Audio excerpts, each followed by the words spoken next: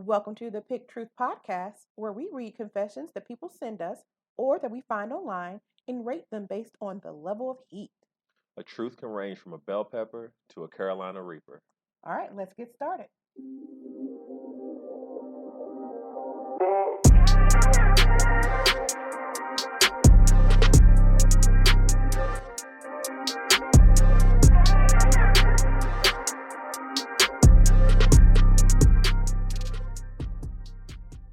All right, welcome back to another episode of Pick Truth.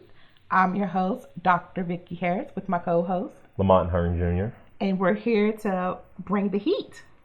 Let's All get right, it. I have two today, and both of them are. One of them is pretty. The title is like maybe be a Carolina Reaper, but when you get into it, maybe not so much. And then I have one that is probably a Poblano, but when you start talking about the level of deceit, it may get up there to a tie. So Okay. that's what I have for today. I feel like both of mine today are kind of tame. I might be surprised by your opinion, though, but I assume that they're going to stay under jalapeno. Oh, okay. All right. Yeah, before we jump into our first truth, what's been on your mind today as far as the podcast? Honestly, the reception we received. So for those who don't know, this was kind of a thing that we brought up in passing in just a conversation we were having, I think on a random Friday. And shouts out to the little ones. They know who they are and we know who they are. Basically, it kind of started on a whim. We were just talking about it and just throwing out ideas. And Vicky, you're a go-getter. So when that popped up, you was like, let's go get it. So, which actually I got a tattoo that says that as well. So thank you for making that relevant now. Over a 12-year tattoo finally has some prevalency. But yeah, the reception that we've received from people has been overwhelming. You and I both kind of have how would you say it? I guess an apprehension to attention, if you will. Yeah, I don't like to be the center of attention. I prefer the back end. I'll say that. Yeah, I'm with you. I prefer to be backstage support, but this is so much fun. And to your point, the reactions have been pretty great. Yeah. We're going to continue to do this as long as we can, as long as it's feasible. Before both of us have families. He's married with 2 kids. I'm married with 2 kids. And we're not married together. We're not a couple. Right. That's why Dr. Harris, LaMont Hearn, separate people. 2 separate people. But we have gotten a lot of good response, and I greatly appreciate it. Yeah. There have been a lot of people joining our Facebook group, which it's pretty fun. Yeah. We're going to start actually having at least a game so we can send out some swag. So look for that in the coming weeks, where maybe you can actually be on the show with us. Yeah. And answer some trivia questions about these truths and try to guess, what are some of these crazy things these people are confessing to. Oh, yeah. So we'll do that for a little while because we really want this to be more engagement than just us telling you about these truths that we're finding, these confessions. But tell me what you think. Right. What can we learn from those that are listening? Yeah. What perspective can we interpret or take in? So that's been one of the biggest parts, is actually having these long conversations with people like, okay, I heard you talk about the guy on the side of the road. And by the way, if you haven't heard that episode, maybe episode 1 or 2, where there was a kid who he witnessed the accident, and instead of getting help, he just went home because he had been intoxicated. Yeah. And there was so much conversation around that. Whether he was right or wrong. That was episode 2. Yeah, I remember. Yeah. So it's been great to kind of have those conversations and to have them with my little cousin who is 17. And, what's the right thing to do in these situations? Even if you don't want to get yourself in trouble, 1, don't drink. Right. But 2, what do you do? If you are afraid, you can still call for help. You can look for a mile marker and send someone back. Yeah. So that's the whole point. The whole point is to be engaging. It's for you all to let us know what you think, and then for you to share your truths and to be a part of the clan here, this group of the Pick Truth family at this point. Yeah. And I mean, another thing I want to say for sure before we definitely get started on the stories is one of the things we've gotten in reception is actually people talking about we feed off each other pretty well. And I could say this is 10 years in the making, unintentionally, but I do think some of our lived experiences, along with how our trains of thought have allowed us to be able to do this. And I want to say thank you to you for, you know, pushing the idea. And, you know, I hope that we can look back, you know, a long time from now and laugh at where this started and just see where we go from there. Yeah, thanks. Thanks for being on this journey with me. Absolutely.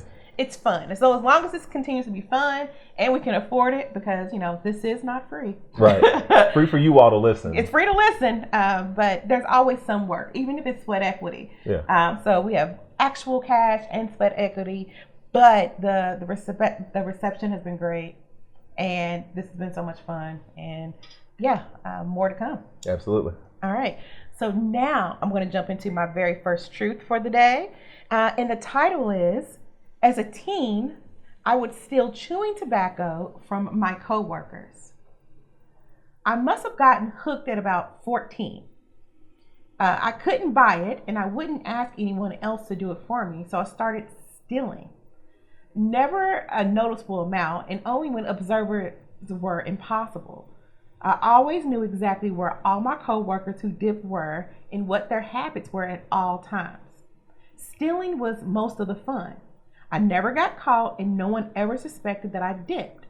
If I was ever offered some, I'd reject it or just make a show of being sick. I had rules I would follow.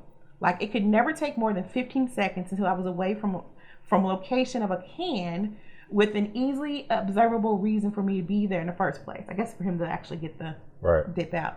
I would plan my whole day around those 15 seconds, putting myself in a position to where I could have the highest probability of sneaking a pinch without being observed. I feel guilty about it now. We were all pretty good companions, and it felt like I portrayed them pretty hard.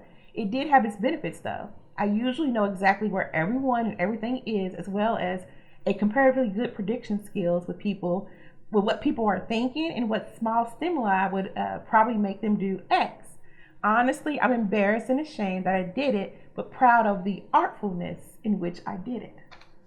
Okay, so I'll admit, for me, this one isn't very spicy. I do feel like he's got some Artful Dodger vibes. I know I mentioned Oliver Twist a while back because he started speaking to the level of skill he ascertained from this.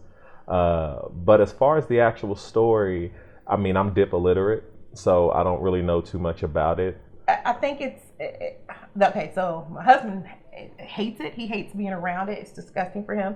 It's like a little can of tobacco powder. And if anybody got more information, please send it to me.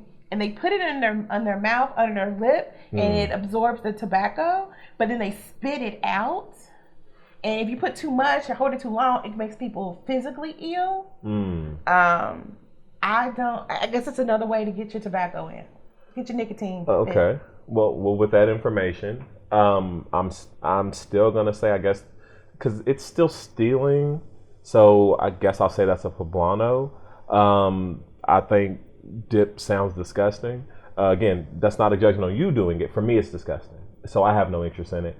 But I do appreciate the fact that you feel like you got these, I guess you call them thievery skills. I don't know, like you're gonna pull off some caper or something at this point. So I do find it to be a funny confession. But as far as the spice, it's not very spicy to me. Yeah, not a caper though. Like,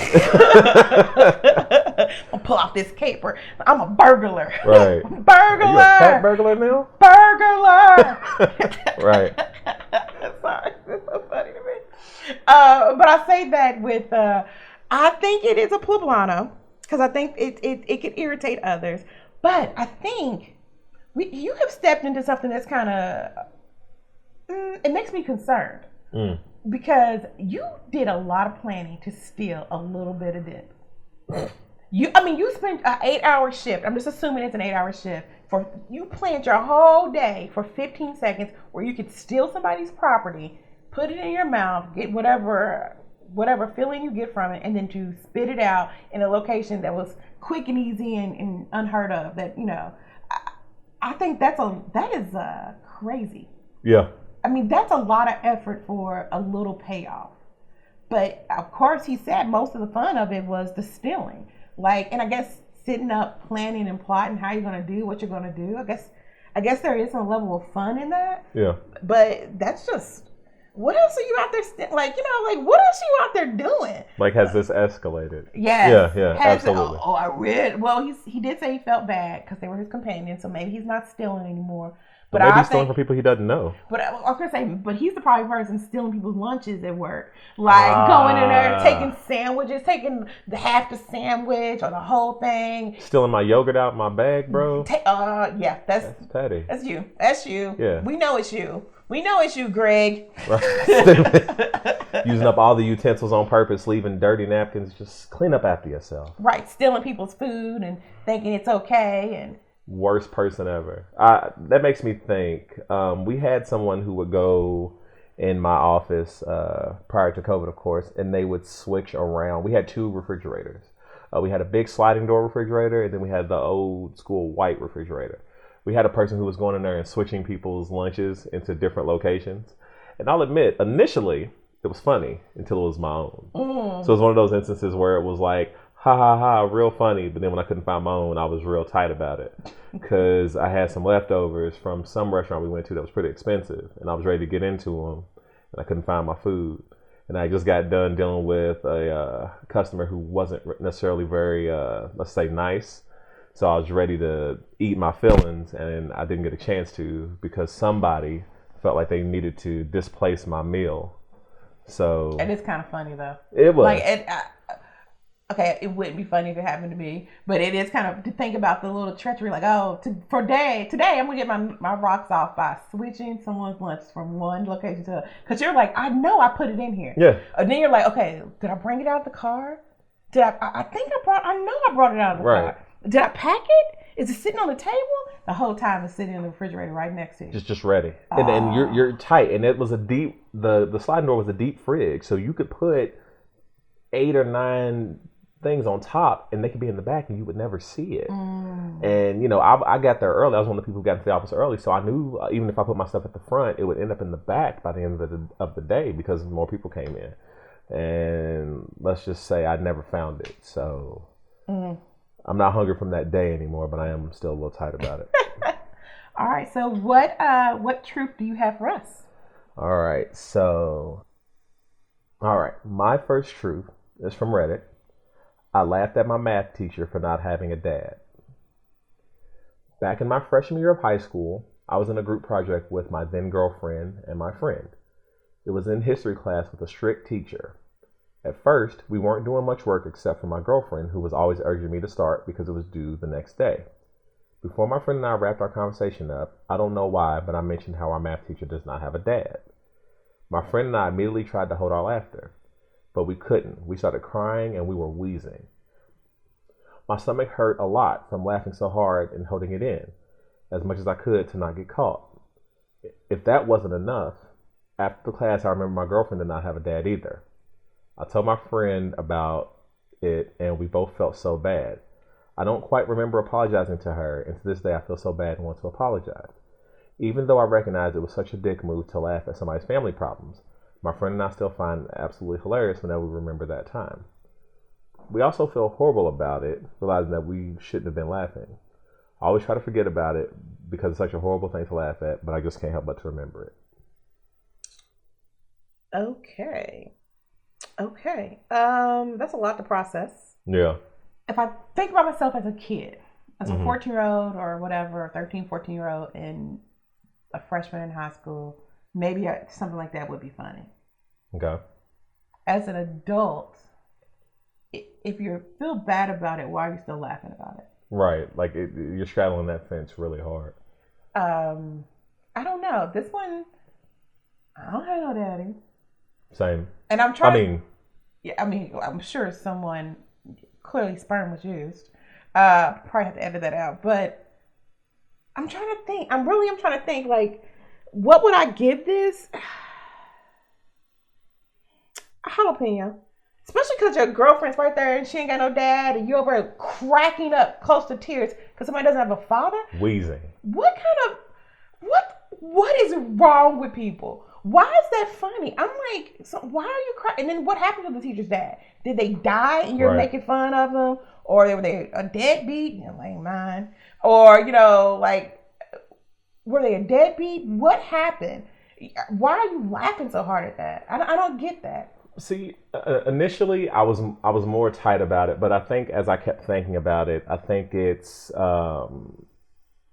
compassion ignorance. And the reason why I say that is go back to a time frame where, people talk nowadays about a lot of cyberbullying. And that wasn't really something that was not even really, it wasn't possible when I was a kid because cyber wasn't really a thing, especially for anyone who didn't have a ton of money and didn't work at like IBM or something. But I remember a time where people would make jokes about people's shoes. I was one of those kids back in the day. I had the Shaqs from Kmart.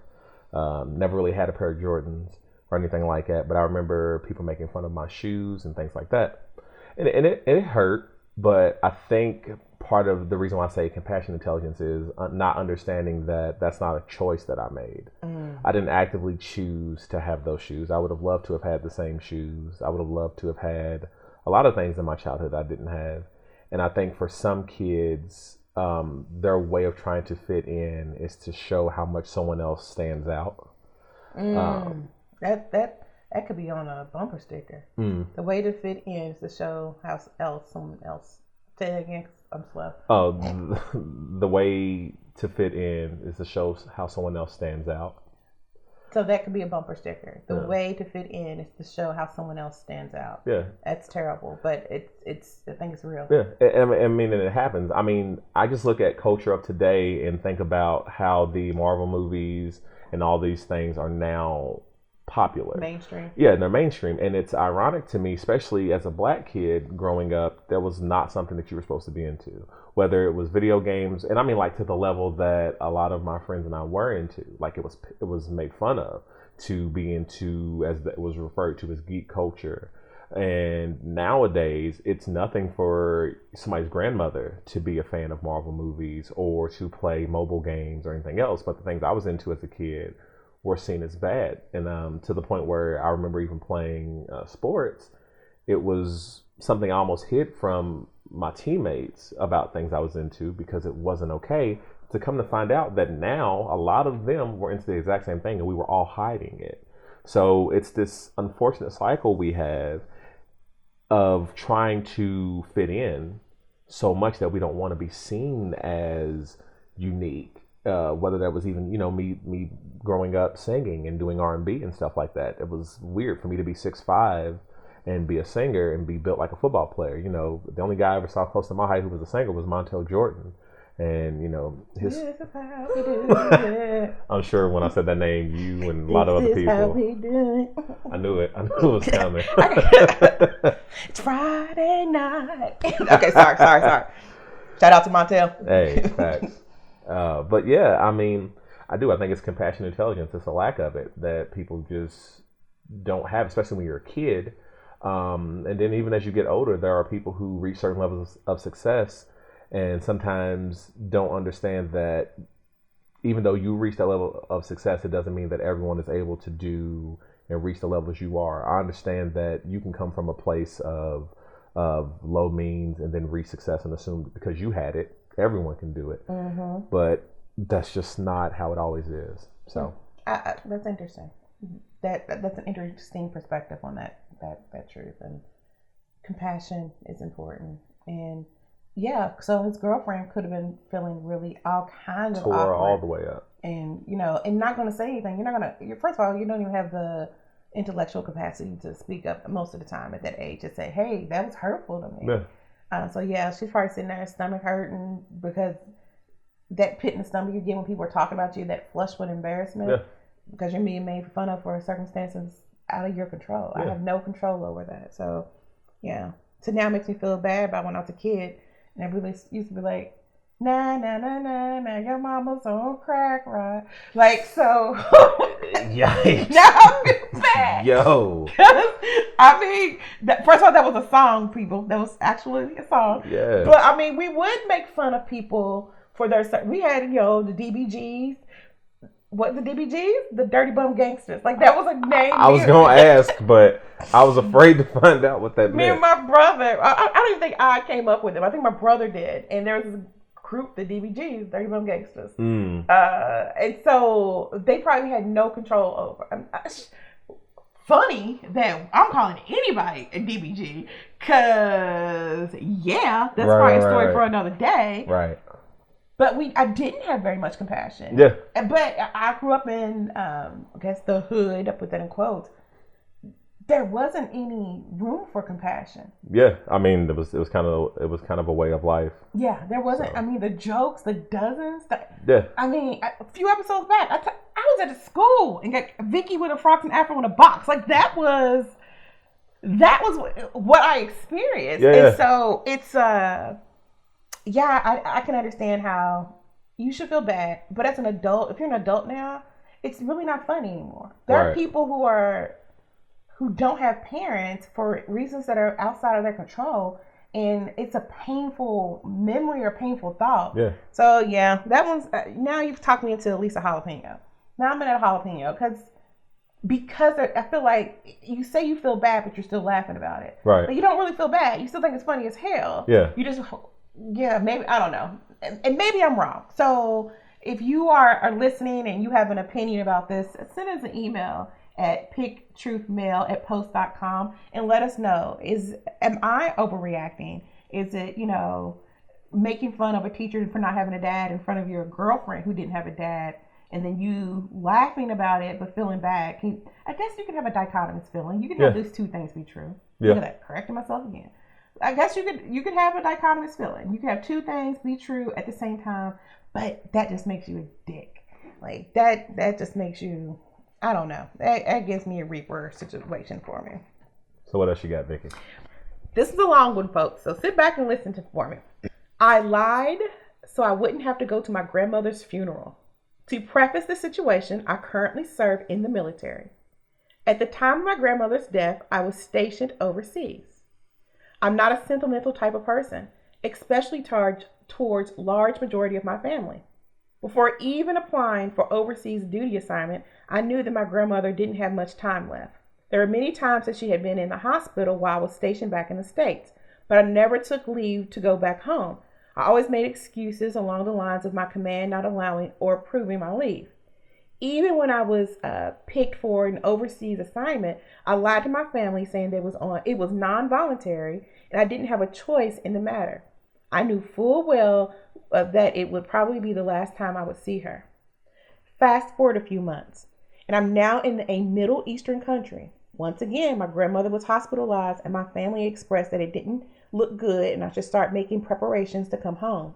Truthfully, I had no desire to spend thousands of dollars and use the time off I've built up to essentially, in my mind at the time, waste. I knew that I couldn't outright say that because it would come off cruel and heartless to my family, which don't get me wrong, it absolutely is. Normally, anyone would be hard pressed to come up with a believable lie that would explain not being able to take leave for a death in the family, something that the military typically is very good at accommodating. I feel ashamed to say this, but thankfully the COVID pandemic was just starting to become serious. We were already hearing rumors of the military putting a stop movement, essentially denying the possibility of leave being approved. It wasn't official yet, but my family didn't have to know this. Using the excuse of the pandemic, I told my family that I wouldn't be able to come home for her funeral. Obviously, they were extremely upset, but they understood the situation and talked it up to unfortunate timing in the military lifestyle. Now, a year later, the anniversary Facebook post began to come around. Again, to be truthful, I didn't feel remorse about what I did until now. However, after learning from my family that my grandmother was extremely regretful that I wasn't there when she passed. Also, that having the funeral was difficult for my family without me there. There's an overwhelming sense of guilt and disgust towards myself. Now I'm left with the question, what type of selfish, greedy monster cares more about time off than they do about a close relative who did them no wrong? I don't believe in the afterlife, but if there is, will I be able to maintain the lie when directly facing her? Will she forgive me? Questions that I'll never know the answer to, and something I doubt I'll ever be able to get rid of the guilt of.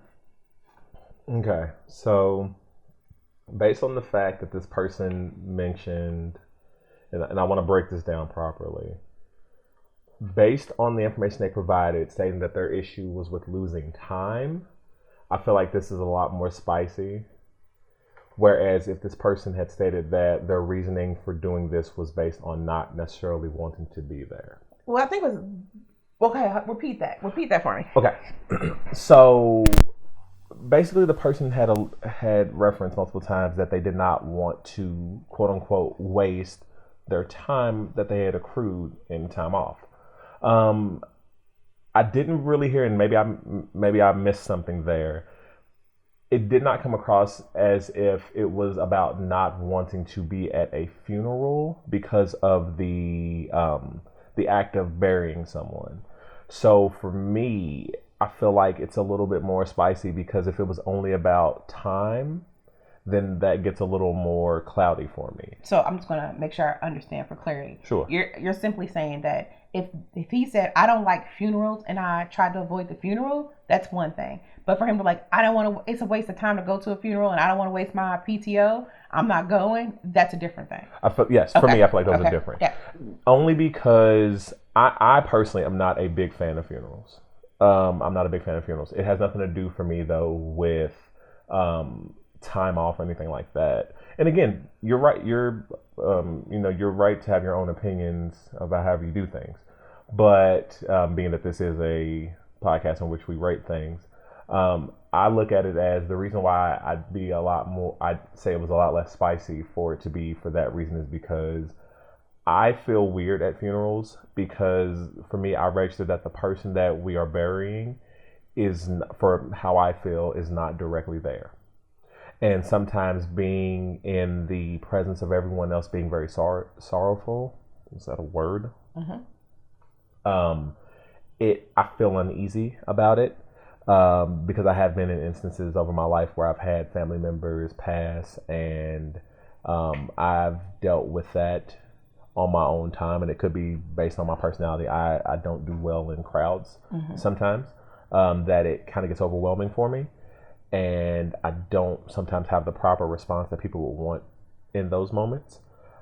So I think because it's more about time, I am giving this person a side eye. Mm-hmm. I would definitely say it's a jalapeno because they did allude at the end that they don't believe in the afterlife. So there could be hints to what I'm stating being part of their reason, but just based on what they stated, it did not give me that as their main reasoning. It was almost like that was a side. The side reason to it. Yeah. Yeah, it just sounds like he didn't want to be there, didn't really care. Right. That's what it sounds like. And yeah, like he was indifferent. Would you say that? I'm thinking because indifference, you don't care. Like I don't know. That one's a hard. I don't know if he was being indifferent or not. Because I think indifference is worse than hate. I think it doesn't matter whether you're there or not. There's an extreme: hate, love, indifference, and I feel like indifference is this. I don't care. Like I for me, and that's probably gonna get cut out. But I will say, for me, when you think about, and I think about indifferent, I'm indifferent. I don't care. I always have a negative connotation with that. Okay. Because even if you hate something, at least there's some type of emotion. Yeah. If you're indifferent, like I don't care if you live or die. Right. It's just flat. Yeah, at least if I want you to die, at least theoretically I have a reason. Like, oh, you killed my bunny. Like, I want you to die. At least you have a reason. And not that it's a good reason or you should kill anyone. But at least I can understand that. Right. Or I love you no matter what. I'm going to pretend like I'm pregnant. I love you. I can't take it. Like, those are two extremes. Right. But indifferent for me is like, I don't care. I don't care if you live or die. I don't care if you're up or down. I don't care if it's hot or cold. It's just such a lukewarm position for me. Okay. But I mean, that's just my interpretation. Do you feel like he didn't allude to that though? I think he was indifferent. Okay. This is kind of pushing it up to a tie. Okay. I'm dichotomous. Part of me is the tie. It's a tie because your family wanted you there, and you're lying to them about why you don't want to be there, why you can't come, because instead of saying I don't want to be there, because you don't want to be cruel. But I think there's ask yourself, why don't you want to be there? I mean, I get you not liking funerals. I get you not liking maybe a spectacle of it. Right. But Why don't you want to be there? Why can't you be honest about why you don't want to be there? Yeah. But then the other part of me is, if you don't want to be someplace, don't go. Yeah.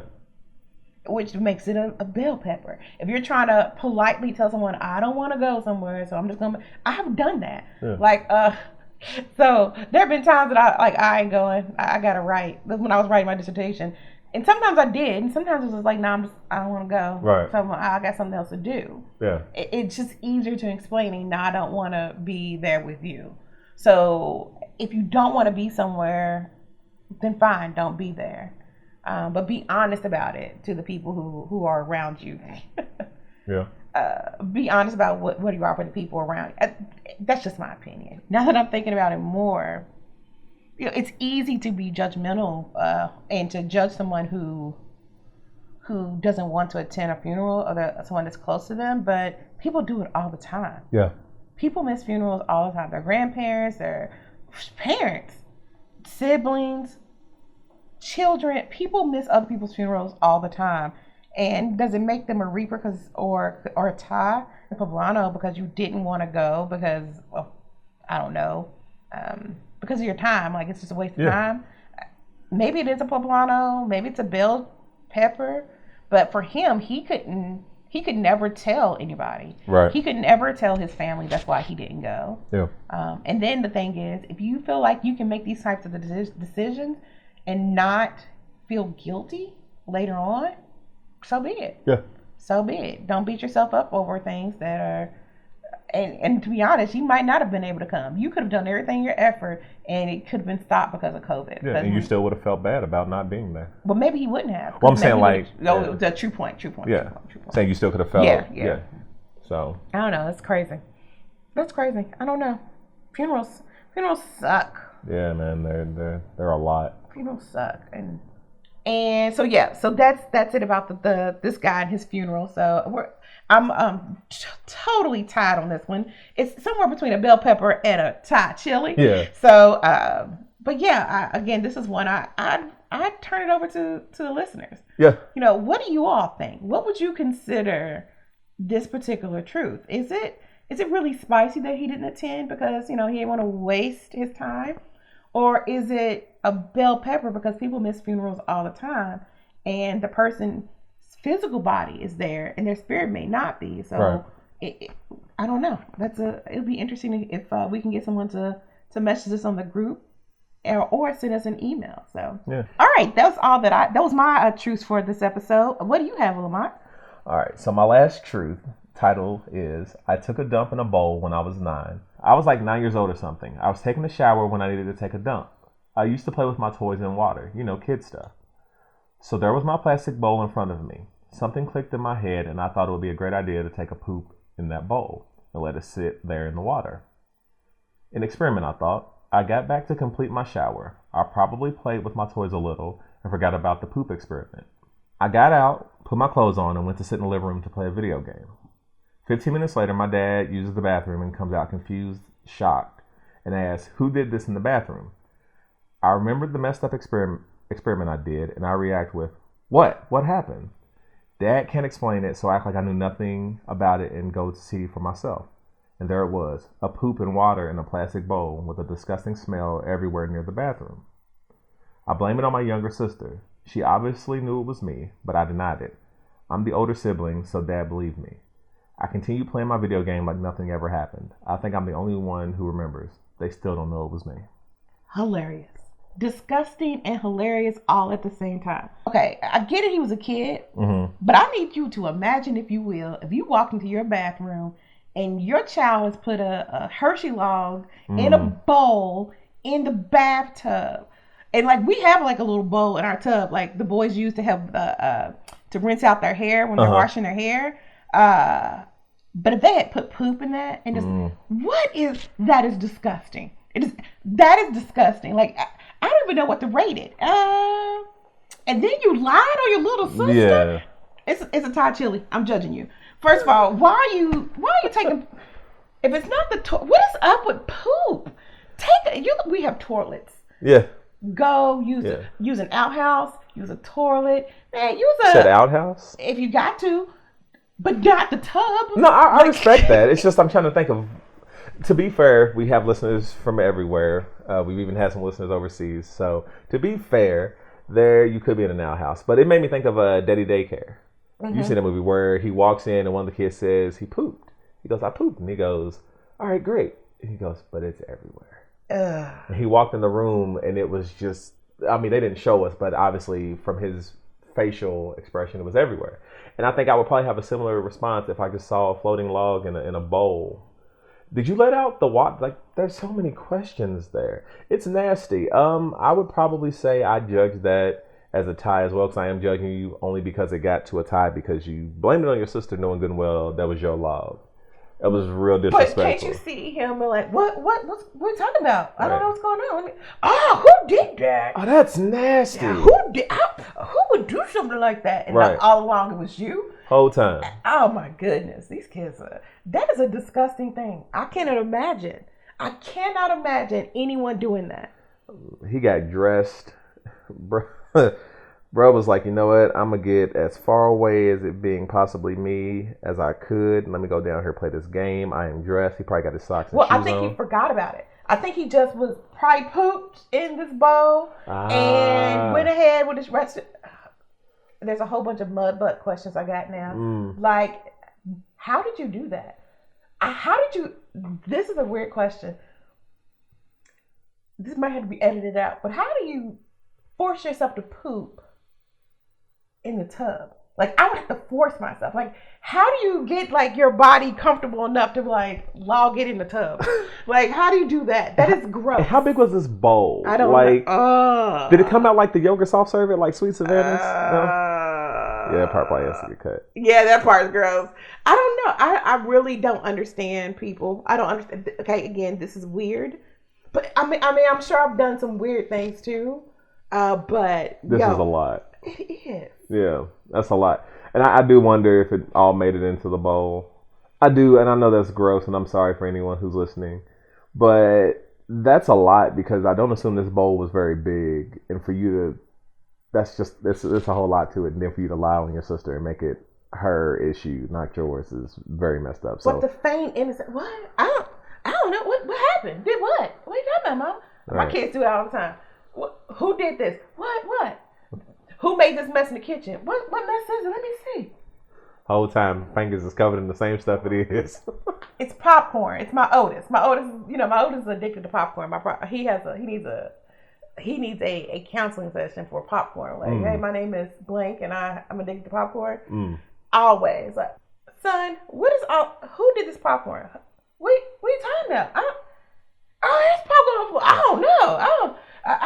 Boy, if you don't get out of my face with all that, I don't know who did it. Right. What? Who? Huh? I don't know. Hey, kids, man, they are very funny. Okay, what did you rate this one? I definitely say it is a tie chili just because of the fact that you were willing to take it to the level that you put it on your sister knowing good and well it was your log. So definitely a tie. The grossness. Oh, yeah. That's not little grossness. Huge, enormous grossness right there. Enormous grossness. All right, if you like today's show, help us out. Subscribe and send the show to 2 friends. If you've not already joined our Facebook group, Pick Truth, follow us on Facebook, Instagram, and Twitter. If you want to send us an email, please send it to picktruthmail@post.com. And please don't forget to rate and review us on Apple Podcasts or wherever you subscribe. All right, that ends the show. Thanks. See you next time. Later. We can't pick truth without you. Send us your truths at picktruthmail@post.com to see if you can bring the heat.